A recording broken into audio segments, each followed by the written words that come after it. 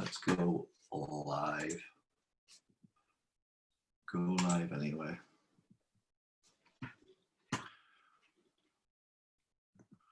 Okay. So, should come up now. Just check. Yeah, it's saying live now on my Facebook. Okay, great. So, good morning, everybody. Another lovely, beautiful morning here. I think where are we? 29th of May. So today I've got a great guest on, and I have known and heard of. This is Jonathan Small, a colleague podiatrist from the UK. Jonathan's based in the beautiful Midlands of in Southam, which for international guests, when you're ever in Royal Leamington Spa or the home of the Bard Shakespeare, in you're half an hour from there. Stratford upon Avon. You're 30 minutes from there, so you know an absolutely beautiful part of the world. So, morning, Jonathan. How are you? Hi, Justin. Thanks for having me on. No worries. So, so how have you been getting on? You know, with all these preparations for reopening.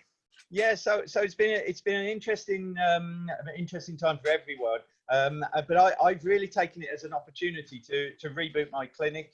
There were some things that I really had in my head that I wanted for my clinic going forward. Bear in mind, I've been in practice for 25 plus years now, and it's a matter of finding the time to do those things in your clinic, particularly major building works, which is what I've been involved with. And the whole point for me was to go on one chair clinic to a two chair clinic. That was my mission, and it's been in my head for the past few years, and I've been able to make it more of a reality now. We've got the one room done, and we're just going to start the other room now. But of course, we're trying to fit that now around seeing an increasing number of patients as a red, amber, green recommendations from the College of Podiatry come into force to who can and can't see. So I've been juggling that, and we also run a mail order foot care products business called First Aid for Feet. So because I've furloughed the staff, I've been dealing with that as well. So I've had a really busy lockdown period. Fantastic. Because I mean that's an excellent idea as an add-on to a practice. Because I mean, a lot of people do hold a certain amount of stock and have a display cabinet in the clinic, but then for you to have had that in place to be able to, if somebody contacted you during the lockdown, to be able to say, well, we'll stick something in the post and you have already stock to it. That's right. We just sell stuff that we already stock anyhow. I just have to hold higher stock levels, and with lockdown, we've doubled the number of orders that have gone out the door. It is a useful adjunct. But it's with the clinic itself, it's been an interesting journey with regard to what I do with my fees and going forward around. But just before we go on to that, if anybody hasn't seen online, Jonathan's done a really good video of what the patient can expect when they come to the clinic and a sort of walkthrough. And Jonathan was actually able to have one of his rooms that has a direct access now from the outside into the car park, so you don't come through the main clinical building. You know, so a lot of patients again who are maybe worried about coming for treatment and attending clinics. I mean, obviously your building allowed for that to happen, but you know, I've recommended again to reassure patients of how, you know, they want to know how it's going to work. You start in the car park. Here's the car park. Here's the door and the hand sanitizer. And the chairs spread out, and this is what to expect and things. And it was really, and that will help to reassure a lot of people. Yeah, it was just to highlight to the patients that we'd really been thinking about them all the way through this. We weren't sitting at home, you know, just sunbathing and reading books. We were actually getting on with stuff for them in mind, and to highlight the thought process that goes behind a room design to make it as safe for them as possible and as functional for us. It's worked really well. We've had a lot of positive feedback from what is, you know, it's quite a small treatment room, that one. And we'll do. But of course, what you wouldn't, if you weren't previously to this, charging the higher prices that you and I were charging in our clinics, you wouldn't have had that money to be able to use this time to utilize that. Because a lot of clinics have that, work on that week or two buffer, that they don't have any any space for any unprepared eventualities like this. And again, they don't have that money left over in the practice. And we'll talk about profit later on and how it comes through. I know, if you don't have that extra money coming in, you can't invest in yourself, invest in your clinic, and to better serve your patients. And when I talked last week, it was about how ethically you need to charge more, because so your practice fees have been allowed you that money in the bank to do all this renovation and do all these things, which are going to again continue to improve your practice into the future. So tell us a bit more about your. That's absolutely true, Justin. It's something that's very important to me, and it's only really as I've done more talking around the subject of podiatry businesses and work smarter, not harder, and all of that I've realised that my driver in life, my why, is to give security, to give safety and security, and not having anything tucked away for a rainy day leaves me feeling vulnerable. Now, that's not just for me, but that's for my family and any loved ones around me. I try and provide a safety net for them, and 1 to 2 weeks is not a safety net. This lockdown has affected businesses. You'd have needed a 3, 6, 12-month safety net to get through this satisfactorily. And I've spent years building that up for myself, for my business, for my family, for my patients. So there's a big safety and security in it for them. But that also applies then. One of the real drivers for me, I think you may have heard it before. I got to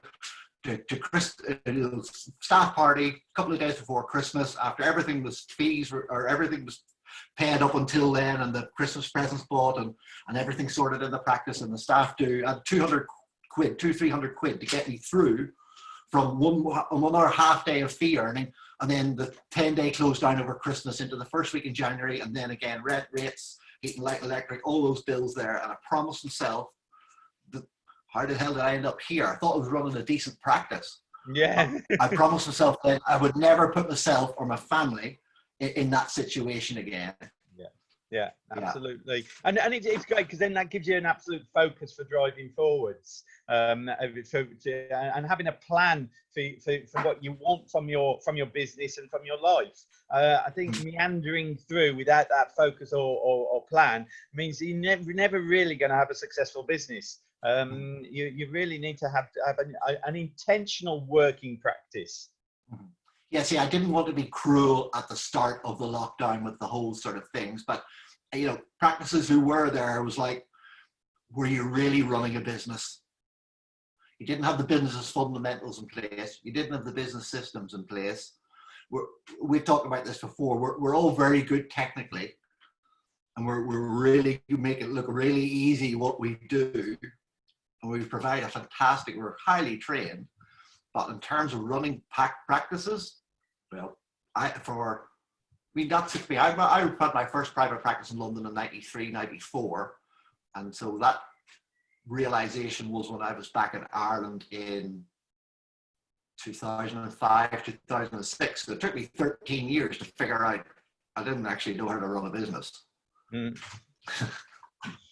Well, it did. But for me, this is one of the fundamentals about for podiatry. It's the thing that's really held back podiatry, is because we're not in that realm of having that business head that says we're going to look and feel and deliver good quality service to our patients at a level commensurate with a professional graduate status. That's not where podiatry seems to peg itself. It pegs itself as at the level of hairdressing.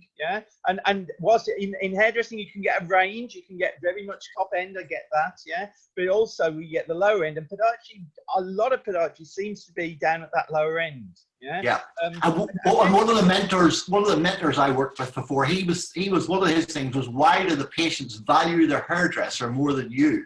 And this is from a physio perspective. And it was, and one of the main reasons was because that's that instant gratification for to turn up to see us in clinic. It may be 2, 6, 8, 10, 12 weeks between orthotics or rehab and different things. It's going to get somebody goes into the hairdressers, and drops their money. They come out, and the first thing somebody said is, "Oh, you've had your hair done," and gives them that instant. Yeah. So they're prepared to pay for that. Absolutely, but that also then applies to what we do, where we talk about core podiatry, where we're removing a corn or an ingrown toenail. Yeah. And one of the things that I've always built my practice to be is a responsive service. So if a patient phones up, a new patient phones up, we aim to get them in within the week or within the next couple of days if possible. Yeah, because then we can give them that instant gratification. They're not having to wait to get the solution, and that gives real value to the patients. And we get a lot of patients traveling to us an hour or plus to come and see us. And I, you know, if they're coming with an acute problem, say an ingrown toenail that we've already identified on the phone, we've talked about possible nail surgery for them, then we'll actually gear it up that we can go straight into a surgery session afterwards if they're happy to. Yeah, so they can get their assessment, their surgery, their fix, their solution all in one hit. Yeah, no issue whatsoever, and they really are delighted with that as a level of service.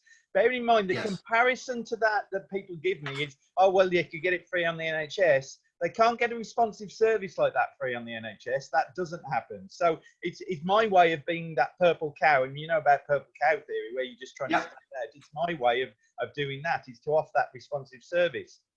And the other advantage of that for me is I get a good stream of new patients, because they know they can get in quickly, they can get their problem fixed quickly, and they're not having to delay that, as you say, that gratification.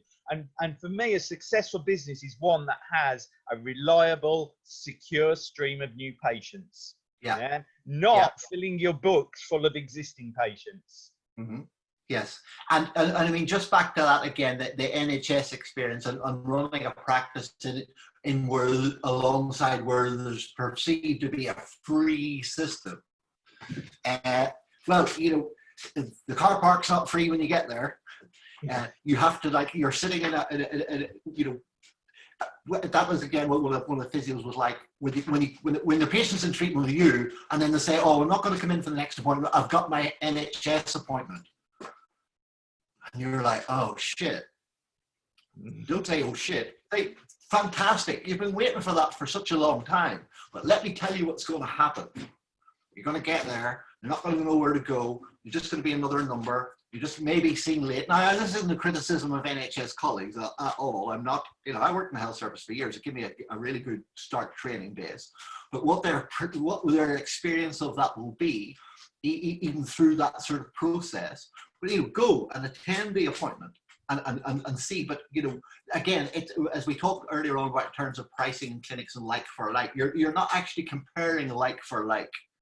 No, not at all. And of course, the other thing is that security, like I mentioned, that they know they're going to get to see me each time. They're not going to see a different podiatrist each time.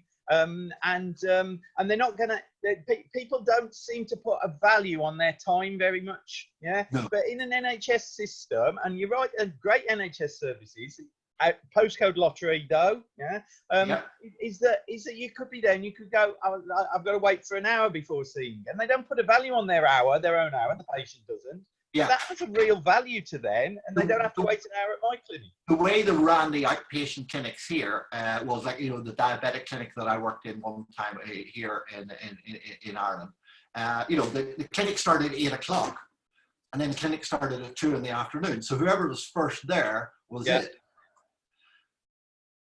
But if you're a busy person, you've got kids to look after, you've got different things, you've got a whole structure. You mean, you know, you want to know that you're going to be seen. That was another one of the guys who was like, why, if you never keep people waiting, why do you have a waiting room? Yeah, you know, why not be the run on time practitioner? You know, the arrive on time plumber. None of this, he'll be there next Wednesday and he doesn't turn up for 3 weeks later. You know, there are businesses built on that. I know with another mentor in Australia, there was the on-time plumber. That's what this guy's business model was. I know that there's banks in America. If you're kept waiting in the queue for more than so many minutes, they credit your account because they value your time. But they sort of like, you know, turn up, take a number, and you never know when you're going to get out of there. And especially now, are we going to be able to go back to like 20, 30 people sitting in it. That isn't going to happen. No, that's right. So we are much more in healthcare, particularly. We are going to be run-on-time practitioners. Fortunately, I always was a run-on-time practitioner anyhow, but we will very much be, particularly as to minimise the amount of time they're spent in the clinic environment. So it's in on time and out on time, isn't it? Yeah. Yeah. And again, that worked both ways. I ran on time, but I wanted my patients to run on time. And just one springs to mind. And again, this is what another discussion I had last week about fees. You want the person that values you as well, and the really strange thing is this lady was a piano teacher. So she had kids coming for piano lessons. Yeah. So, I'm sure she would have been pissed off if the kids had turned up and they hadn't done their practice. She was turning up to me. I'm like, on the third or fourth occasion, I was leaving for lunch and she was like 3/4 of an hour late. And it was like, she got me on the doorstep leaving the clinic and I was all, it's all about mutual respect. She was like, you have to see me. Yeah. Really? For the fourth, did we not have a talk about this before? And, I've got a meeting, can't see you, phone Bridge or Fiona and reschedule in. And I'm walking up the road, I phone Bridge and say, when she does phone to reschedule, don't book her an appointment, I'll phone her back. And it was like, this is the third, fourth time. I got rid of her. And she took it personally. I was like, what happens if somebody's going to turn up to you and doesn't turn up on time and doesn't done their, and she was one of those like, doesn't turn up, didn't value me, didn't do her stuff. Yeah, it was like, get rid of them. So it does work both ways. It does, yeah. It's mutual respect. Yeah, I will respect my patients before they've even been in contact with us. Yeah, that's the default. Yeah, and they're starting from that high platform. They've already earned it just from the fact I'm a professional and they're a member of the public with a need to see me. Okay, and that respect is there in everything we do, from the website, from the answering the phone, from the delivering any messaging, any email correspondence, anything. It's at a really high standard, full of respect for them. Yeah. Yeah. And, but if they start to disrespect me and how we run the business, and that could be in criticism of fees is one of them, obviously, in them not turning up on time, in them not even taking some responsibility for their own foot health, then suddenly that starts to change that respect arrangement. And if that's the case, if they fall too low down on that respect for us, then actually they'll lose access to our service. Yes. And again, that does go back again. That's the person who's price shopping around and looking for the cheapest thing and who doesn't value, again, that's them. That's the type of, C grade patient who's like, you don't want to do business within your practice. They're going to price shop you. They're going to complain and this and that. They're going to be more trouble than they're worth. You want somebody who wants to pay the higher fees, not just for paying the higher fees, because they're more invested. But they're the ones who pay, stay, and refer for a lifetime and are a pleasure to deal with. Absolutely, absolutely. Well, I had a funny incident this week. Somebody, a patient I hadn't seen for several years, asked the cost of replacement orthotics, and they were off-the-shelf orthotics. Yeah, so it was about £50 a pair as a guide. Yeah, she'd had them for 5 years. Yeah, so that's £10 a year it's cost her, and she asked for the cost, what the price pennies a day. And she said, they're more expensive than I expected, so I'll make them last longer. £10 a year, okay? That's all it cost, yeah? And she wasn't willing to invest in that. Is she going to be the sort that I'm going to deliver the highest quality of service and respect to in the future going forward? So am I going to go, you know what, there's other patients who are going to respect what we do a lot more than that, yeah? Because it's ridiculous. Yeah. They'll easily spend £10 on one trip. Yeah. I used to say to patients, my glasses cost me 200 quid or 300 quid. Yeah. I said, I use them every day. They're going to last a couple of years. And they're pretty essential. Otherwise I'm blind as a bat. And they cost pennies a day. Yeah, absolutely. And yet, when you say to them, do you want to look for a new car? They'll go, oh yeah, I'll have the one with all the whistles and bells on it. you know, and it's like, hold on, what's the difference between your car that gets you around and your feet that get you around? Yeah, yeah. And again, it's, you know, most people don't buy the cheapest phone, they don't buy the cheapest holiday or the cheapest car. They get what they can afford, but what they perceive is the best value, yeah, for them when they compare the prices on the next package holiday. Yeah, I think one of the difficulties, and they may end up spending a little bit more.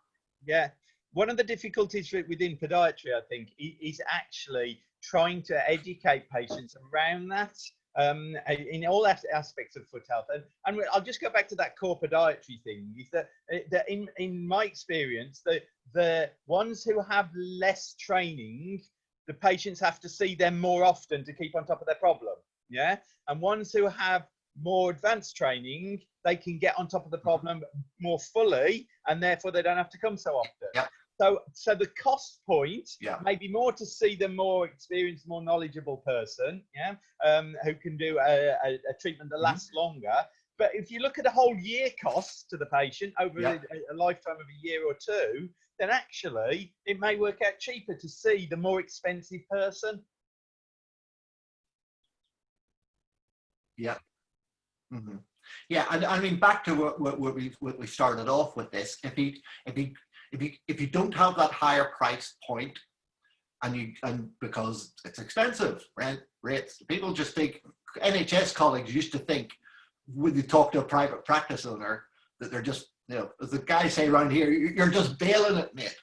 Yeah, bailing it out the back. Rent, rates, heating, lighting, tax, stuff, insurance.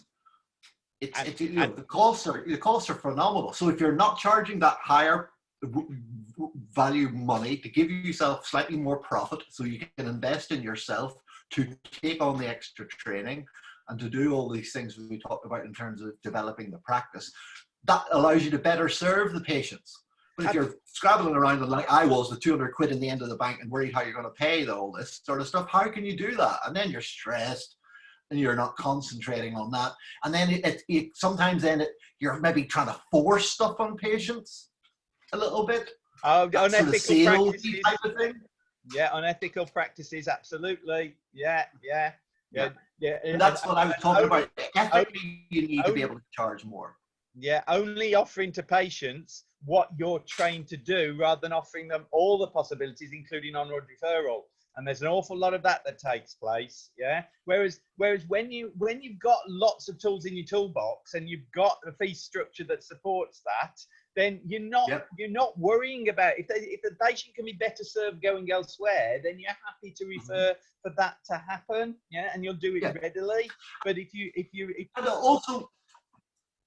and also it allows you, you know, if you want to do your extended scope practice like ultrasound now, it's starting to get more traction. You know, seeing the cost of an ultrasound machine, plus then the cost of the courses just to be able to switch it on and know what you're looking at. If you want to do injections and any joints, Swift care machines. If you want to do, I used to have like pressure plates, video, 3-camera video gate analysis, to set that all up. If you want to have that in your clinic, you know, again, you need the money coming in to be able to have that to give that patient that sort of that extended service, which a lot of people want to work in. But if you haven't got the money, how the hell are you going to invest in the gate lab or or make your own orthotics? It's just a no. Which meeting did we miss? Which meeting did we miss? It says you're not allowed to charge higher fees. Yeah. Well, I always have this discussion. But the thing is, for me, I don't see it as higher fees. I see the fact that podiatry has been cheap for way too long, yeah. And actually, if you go to see any other medical, surgical consultant specialist in their area, you will pay 150, 200, 250 pounds to have your half-hour consult with that specialist. Yeah. Half hour, you're having a laugh. Yeah, I know. Even in Ireland.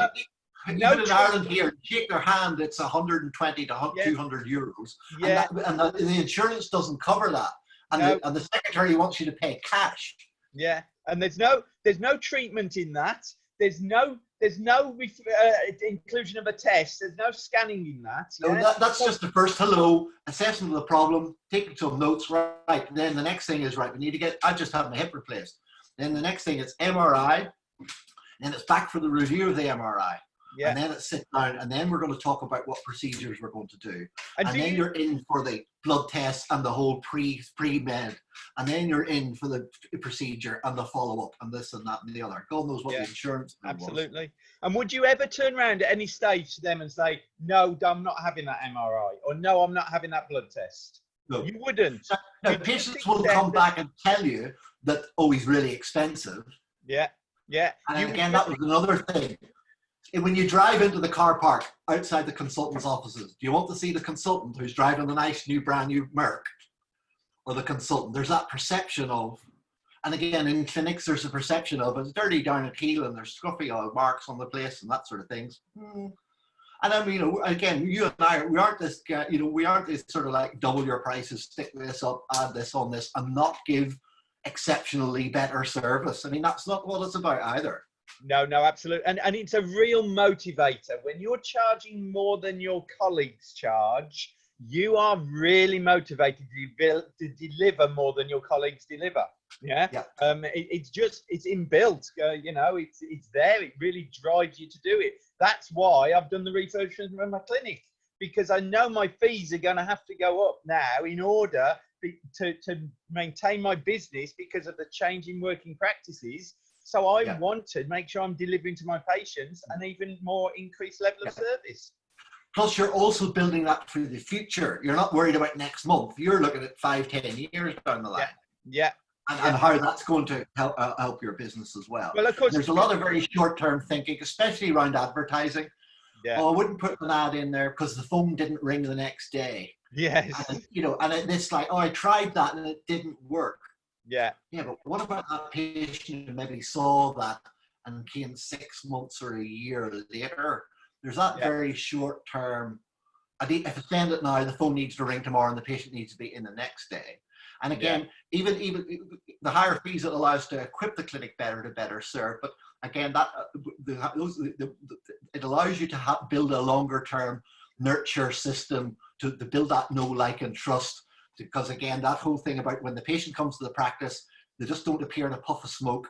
That the journey for them to get there, they've seen your website, they've had a chat, somebody recommended, they've had a look at a couple of other clinics, and then maybe it's taken them 2 weeks, 2 months, 2 years to get to you. And that whole sort of process, and if you can nurture them along the way by maybe sort of follow-up emails or newsletters and all those other things that we should be essentially doing. And actually the clinics who had these systems all in place before the lockdown, and even just a simple computerized record with hit a button and do a text rather than having to phone every patient, those practices are coming out of this so much stronger, like on an upturn, rather than just it allows for all to run a proper business that serves your patients better. That's what it is. And also then it works for you rather than you working for it. Yeah, absolutely. I think one of the difficulties we have as podiatry business owners is we put too much emphasis on the podiatry and not enough on the business owner side of things. And all the things that go into a successful business. If you took a business that's successful, it can be a big corporation or a small business, that's successful, you will have a manager. You will have somebody who's in charge of marketing. You will have a bookkeeper, stroke accountant, stroke financial director. You will have somebody delivering the service to patients. You will have somebody taking care of you got the web guy, you got the AdWords guy. I mean, I had a whole host of people add-ons, Dave. So why? Because you wear all these caps as a business owner on yourself. And would we expect a dentist to do all of those jobs? You just wouldn't expect a dentist to do all of them. So why do we expect the podiatrist to do all of them? And it's ridiculous. So what we need to do is we need to build our business plan and our fee structure that enables us to pay for all those things, so that if we want to be the podiatrist, that's our job. If we want to be the marketeer, then that's our job. If we want to be the practice manager, then that's our job. But being all things, is what really does suppress the success of our business, suppresses our own personal development and to become more knowledgeable in the sphere that we enjoy the most. And we will feel much more weight on our shoulders trying to juggle all these balls. Now, some people are good at juggling balls. I'm one of those. I juggle lots of balls. I'm good at that. But I get the fact that not everybody can juggle balls like that. And if you can't, you're not going to make a success in all areas. Yeah, you can't, you jack of all trades. Yeah, but but again, and this is, again, if you're starting out and it's your first practice and you're newly qualified and you just come out of the NHS, transition out of the NHS, you will have to wear all those caps. But there's loads of help and there's loads of advice and there's loads of online stuff like this and YouTube and things about how to write a newspaper ad or a Google AdWords or how to set up this sort of system. And then it's as you get further along and the practice later grows, then it's then you have that slightly more money coming in so that you can farm that out for somebody else to do and take the weight off your shoulders. So but yeah, for longer term, it's not a good way to run it. Yeah, well, for me, I think I don't see that as a successful route for the podiatry profession. Yeah, you wouldn't get dentists coming out of dental school suddenly, I'm going to set up my own business just like that. Yeah, it just wouldn't happen. They'd go and work in another practice. They'd earn their position into the practice as a partner. Yeah, and that's far more the future for podiatry profession. Not that you can just set up straight away because it's cheap and you can do it yourself, but actually we want it to be, it's costly to get into a private practice, but my God, these private practices are awesome. They serve the patients and the public at the very highest level possible. The patients are given certainty in results. Well, actually, the private practices that I had, and a lot of, I was fortunate enough, and again, I realized that routine come again, whatever you'd like to call it, is very difficult to scale and grow. Where MSK and extended scope is easier. So I talked about, we used to piggyback with chiropractors because we used to do a lot of X-ray and foot mobilization and joints. All you need is the couch, a laptop, your credit card machine, a few exercise sheets, and that is quite a cheap way to start up a business. A couple of grand. As opposed to if you're going down the clinical autoclaves and all the sterilization and waste, again, there's a lot of cost. So an MSK sort of bent to the practice can be, starting off, slightly work out actually better value. It can be, but again, I'm not sure that it reflects well on podiatry. If you took about a clinic that had a force plate, a treadmill, cameras, the Run 3D system, that's going to look so much better and deliver so much better for patients than somebody who's just got a couch. So I think we've got to, I understand why people think start cheap. I did it, I get it, I understand where people have come from, but when we look at the bigger picture of the foot health of the nation and their walking ability and keeping active, I think we've got to look far more sophisticated in our delivery of our services. Because I think when people see bigger successful practices, they don't actually appreciate the journey that it took to get there. They're learning all the mistakes, the late nights, the crying on the way home in the car because your life's falling apart, you're stressed, the whole fucking, you don't see that. They just see the shit, he's doing well. Yeah, absolutely. They don't see you working. Years gone into it. No, they don't see you waking up 3 a.m, working for 3 hours on something because it was in your head and you need to do it. Yeah, just think it happens. You think you're out the back just counting the money. Yeah. That's not the that's it. Abid says he's agreeing with Jonathan for once, apparently. This is it. Yeah. So final thoughts, Jonathan, on this coming out, and again, this is points that you and I have made to people over time. This is a good time to reevaluate the situation, to rethink. I said to some people, were you really running a business? And now coming out of this, put plans in place to where do you want to be 2, 3, 5 years time, and work back from that. Absolutely. What do you think is sort of like essential?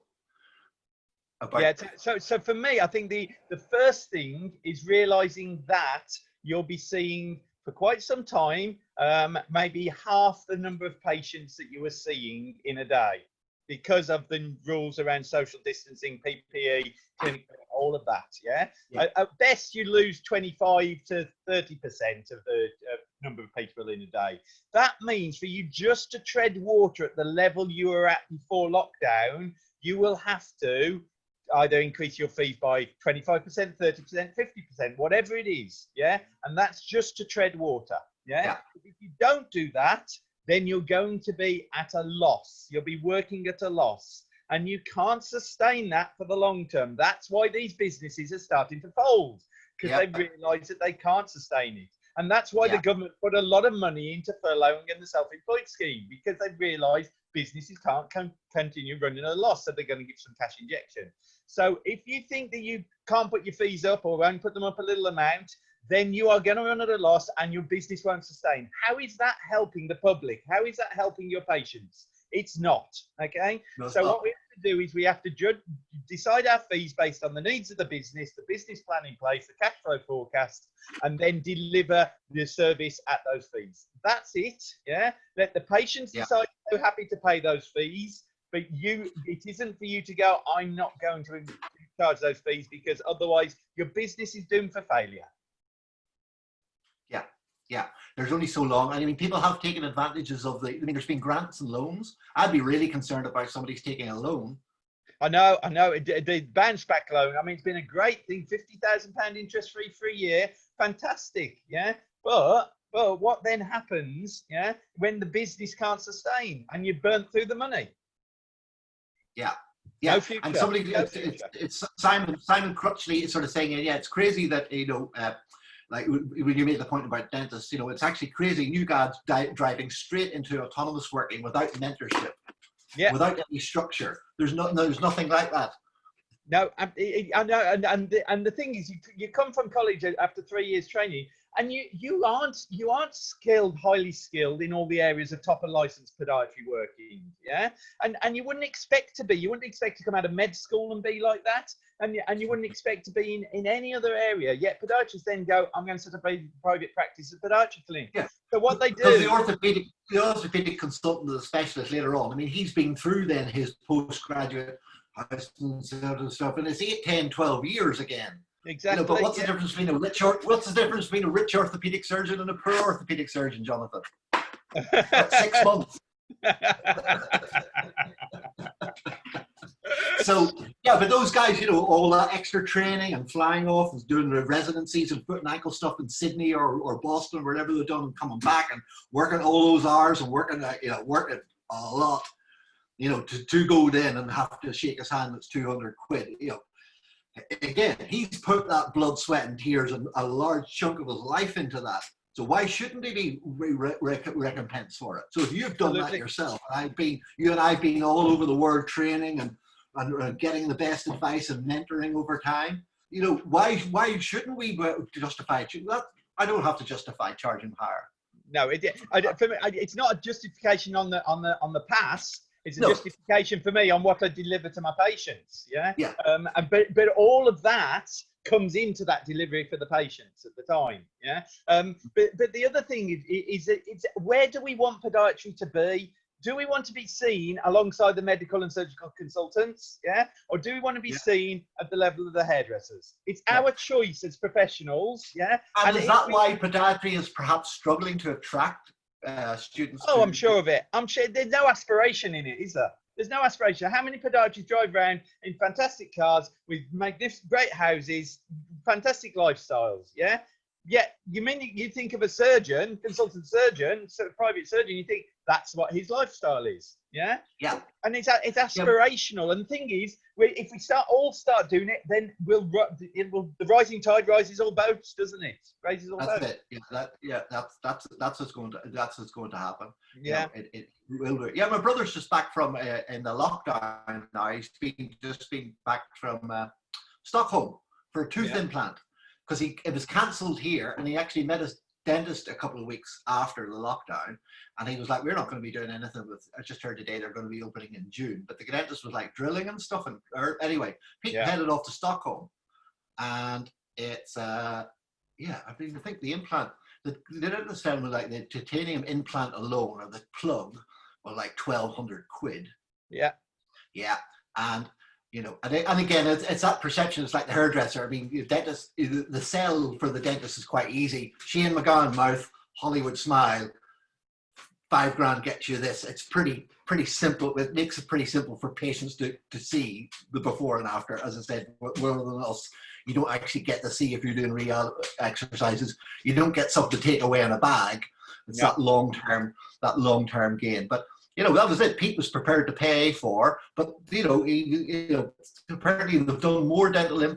That's where they did a lot of the first dental implants, and then his guy was the top guy, one of the top guys in Sweden, an Iranian guy, and he said last night he was telling me, he said the drilling was horrendous.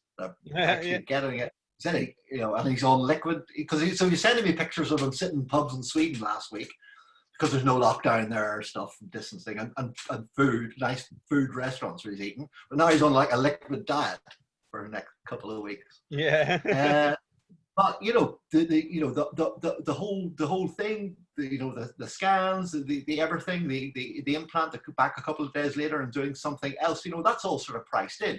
And that's also, I think, in a lot of practices as well, is that dentists are very good at that. You always leave a dental appointment with knowing what the plan is.